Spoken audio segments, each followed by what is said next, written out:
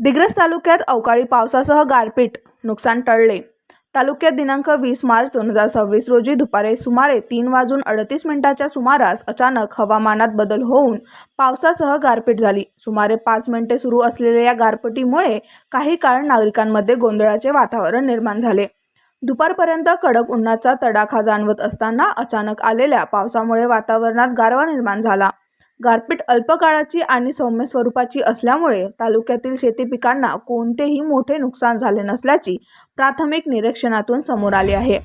त्यामुळे शेतकऱ्यांनीही दिलासा व्यक्त केला आहे। काही ठिकाणी गारा पडल्याचे दृश्य पाहून सुरुवातीला शेतकऱ्यांमध्ये चिंता निर्माण झाली होती। मात्र गारांचा आकार लहान व कालावधी कमी असल्याने उभ्या पिकांवर त्यांचा विशेष परिणाम झाला नाही।